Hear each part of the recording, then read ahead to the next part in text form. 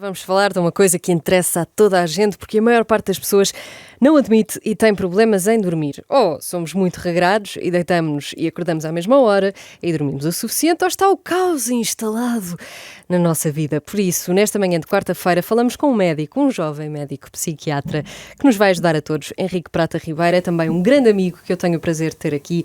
Henrique, bem-vindo. É muito bom ter-te cá. Bom dia. Como muito estás? Obrigado. Está Bom tudo estar bem? aqui também. Tudo ótimo. Olha, se calhar começo pela nossa pergunta de hoje. Que profissão é que tu achas que dá mais jeito de ter na família? Ora, hoje em dia, Será que é um psiquiatra? um psiquiatra acho que não, porque depois não é uma boa profissão para estares a tratar os teus familiares. Ok. Não, eu iria para uma coisa mais técnica. Tu tens duas boas. Tu tens um irmão arquiteto, uma irmã dentista. Engenheiro. Engenheiro, pois é. Engenheiro. Senhor engenheiro. Engenheiro dá algum jeito, mas eu hoje em dia acho que preferia ter um irmão assim... ou canalizador, ou eletricista. Imagina um irmão eletricista. É verdade. Claro que o meu irmão engenheiro acaba por ser o eletricista lá em casa na mesma, percebes? Mas acho que o que daria mais jeito seria assim alguma coisa técnica. Técnica que ninguém sabe fazer à partida, não é? E a minha Tens de irmã chamar dentista mesmo uma serve-me pessoa. pouco porque como moro em Paris, hoje em pois, dia não dá para teres não serve consultas. para nada. Olha, o ano passado tu vieste cá falar de depressão pós-férias, lembras-te? O vídeo Exatamente. está no YouTube. Este ano falamos de sono e atenção que isto dá jeito a toda a gente e sim, eu estou a poupar-lhe uma consulta. Não tem de quê. Então, o que é preciso, Henrique, já que tu estudaste tanto sobre isto, vais lançar um livro exatamente sobre isso e é a primeira vez que vais falar também sobre esse livro. O que é preciso para termos uma boa noite de sono? Uma boa rotina de sono? Olha, é essencial exatamente aquilo que nós falámos aqui há um ano, praticamente, que é tu teres uns bons pilares da saúde mental. E, portanto, uma boa alimentação, conseguires cumprir uma rotina que te faça, idealmente, adormecer e acordar à mesma hora, como tu referiste no início, e exercício físico regular. Isto é a base de tudo. Nós depois, e quando nós olhamos para o sono, especialmente do ponto de vista das pessoas que desenvolvem insónia, a insónia é uma coisa que acontece episodicamente a toda a gente. Episodicamente, mas há Sim, pessoas que têm há pessoas insónia. que depois prolongam, exatamente. E nós temos 3 áreas, digamos assim, que afetam o sono de uma forma direta. 3 fatores. Nós temos os fatores predisponentes, que são aqueles que te tornam mais propício a ter ou não uma insónia. Por exemplo, ser mulher, seres mais velho. As mulheres têm mais tendência. Tem mais tendência. Teres no fundo uma base genética, imagina uma coisa que já vem contigo. Coisas que tu não podes mudar, são fatores não modificáveis. Depois tens os fatores precipitantes, que apesar de serem ligeiramente modificáveis, são fatores que tu não controlas tanto. Teres um exame importante, teres uma coisa que te deixa ansiosa e que tens de preparar, ou teres... Sabes o que é que eu faço nessas noites? Quando eu sei que tenho uma coisa importante no dia a seguir, eu já sei que vou dormir menos. E em vez de eu me estar ali a crucificar, entre aspas, por estar a dormir menos, eu penso, está tudo bem, depois amanhã durmo. Isso é uma técnica cognitiva. Perfeito. Como qualquer outra. Mas depois nós temos os fatores perpetuadores. E os fatores perpetuadores são aqueles que fazem com que as pessoas mantenham a insónia. E muitas vezes aquilo que nós vemos e que observamos na clínica é que as pessoas, para tentar corrigir a insónia, estão a prolongá-la. E, portanto, o nosso livro, o livro que eu vou lançar com o André Ponte, que é de terapia cognitivo-comportamental para a insónia, tem uma data de técnicas para as pessoas tratarem a insónia em casa, depois tem informação sobre o sono para as pessoas compreenderem que erros é que estão a cometer. Como é o erro mais frequente, por exemplo, é o das pessoas acharem que têm de ir para a cama a uma determinada hora para conseguirem dormir 8 horas. E Porque isso também causa algum stress, alguma pressão. Causa stress e tem outra coisa. As pessoas só devem ir para a cama quando têm sono. Só. E pode acontecer. Então, mas imagina que eu tenho sono às 2 da manhã. Pronto, não posso deitar às 2 mas da pode manhã. acontecer num dia qualquer, tu não teres sono antes das 2 da manhã. Por algum motivo. Porque durante o fim de semana tiveste uma disrupção da tua rotina, acabaste por acordar mais tarde e então vais ter tendência a ter sono mais tarde. Tu deves na mesma fazer um processo de desligar do dia, chamemos-lhe assim, naquilo que nós chamamos a zona tampão. Olha que giro, eu chamo-lhe estufinha. Estufinha, pode ser. Eu vou fazer a minha estufinha. Sim. Se me tivesses dito antes do livro estar escrito, se calhar era a estufinha.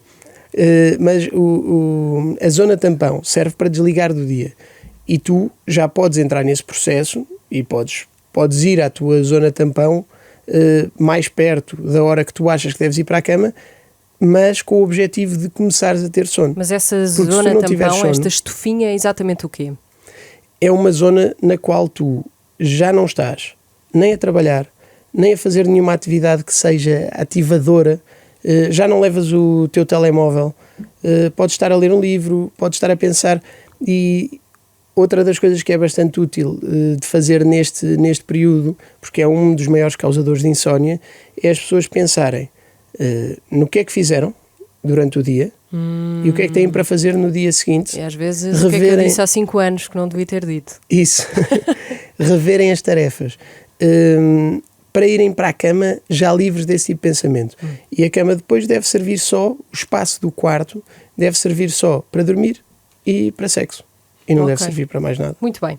Então, mas e o que é que nós podemos descobrir? Ou seja, como é que nós podemos descobrir também o que nos tira o sono? Porque às vezes não sabemos. Efetivamente não sabemos. Ter uma insónia às vezes e não saber porquê. O que é que fazemos? O que é que pensamos? Pronto, é muito difícil eu dizer-te, não é, o que é que causa diretamente cada insónia. Mas normalmente, e estas técnicas cognitivo-comportamentais funcionam porque a maior parte das insónias são causadas por estes fatores perpetuadores. E os fatores perpetuadores, para além de ir para a cama mais cedo, muitas vezes estão ligados com pessoas que comem muito antes de ir para a cama porque acham que comendo muito ficam sonolentas, pessoas que bebem álcool antes de ir para a cama porque acham que vão ter uma noite de sono melhor, pessoas que fazem exercício físico intenso antes de ir para a cama porque acham que vão estar cansados e vão adormecer mais facilmente. Isso não existe. Isto são tudo erros que tornam a insónia crónica normalmente. Não deves comer muito antes de ir para a cama. O exercício físico é ótimo se feito durante o dia, mas se for muito intenso e perto da hora de dormir é um erro. Um banho de água quente 2 horas antes das pessoas irem para a cama ajuda. Ter uma temperatura fresca de quarto, ter roupa pesada de cama. 18 graus, não é? À volta dos 18 graus, perfeita. Exatamente. Então, nós ouvimos isso e ainda bem que estás aqui para nos ajudar. Mas e quando ouvimos coisas como esta? Vê lá o que é que achas disto. Você sabia que Cristiano Ronaldo tira 5 cochilos por dia? Diferente do que todo mundo pensa, o craque português não costuma dormir da forma convencional, que são entre 7 e 9 horas de sono. Na verdade, Cristiano é adepto do sono polifásico, que é quando a pessoa deixa de ter uma noite completa de sono, para descansar em vários cochilos por dia. Segundo o jornal britânico, The Sun, ele costuma dormir cerca de 90 minutos por ciclo, que são divididos entre 5 a 6 ciclos de sono. E esse fato foi confirmado pelo especialista do sono, Nick Littlehale, que revelou em uma outra entrevista que foi ele quem incentivou Cristiano a adotar esse tipo de sono. Henrique, porque é que um dos melhores jogadores do mundo, se não o melhor, tem uma rotina de sono totalmente diferente da nossa? Cristiano. Pronto. A primeira coisa que posso dizer é uma das coisas que é referida aí, que a maior parte das pessoas dorme entre 7 e 9 horas. É verdade, mas as pessoas não têm de dormir todas o mesmo. E há muito o mito que as pessoas têm de dormir 8 horas, 8 horas, 8 horas. E há pessoas que, como não dormem 8 horas, procuram dormir 8 horas através de medicação e isso está errado. Portanto, há pessoas que precisam dormir menos, há pessoas que precisam dormir mais. A maior parte das pessoas vai assentar nesse intervalo de 7 a 9 horas. Depois, o que o Cristiano faz, ou o que aqui alegadamente se diz que o Cristiano faz... Pois não sabemos se é verdade também. Exatamente. É uma coisa que é perfeitamente possível, que é o chamado sono polifásico. E isto dizem muito bem, um ciclo de sono tem em média 1h30. E nós durante a noite, tipicamente, passamos por 5 ciclos de sono. Eles não são todos absolutamente iguais, mas não te vou dar uma seca a explicar esses detalhes. Até porque teremos o teu livro brevemente também. Exatamente, no meu livro esses detalhes mais secantes vêm todos. Mais secantes. Claro, é para as pessoas dormirem. Não é? Mas o que está aqui referido, que o Cristiano faz, é sono polifásico. E isto é perfeitamente possível. Que é tu, desde que durmas os ciclos de sono completos, tu podes escolher dormir a espaços durante o dia. Desde que durmas o número de horas que precisas. Agora... Que precisas e só cada um de nós é que sente as horas que exatamente. Precisa. E a forma de saberes o número de horas que precisas é estares completamente funcional, estares bem, não teres sono durante o dia e acordares de forma natural. Portanto, isso é o sono que tu precisas. No caso concreto do Cristiano, ele tem uma profissão um bocadinho diferente da maior parte das pessoas e tem também uma equipa ultra especializado em cuidar dele num nível que a maior parte das pessoas não consegue ter. E, portanto, se calhar consegue desenvolver essa rotina. Mas isto não era uma coisa assim tão estranha há muitos anos. Antes da Revolução Industrial, o sonho era bifásico. Bifásico. E, portanto, as pessoas... 4 horas de noite e 4 horas de dia? As pessoas dormiam mais cedo, a meio da noite acordavam e faziam algumas tarefas de casa, tinham a vida doméstica e depois voltavam a dormir até ser hora de acordar para irem trabalhar. Uau! Depois a Revolução Industrial veio mudar um bocadinho isto, condensou com os horários de trabalho, porque passou a haver um horário de trabalho diferente. Mas faz todo o sentido.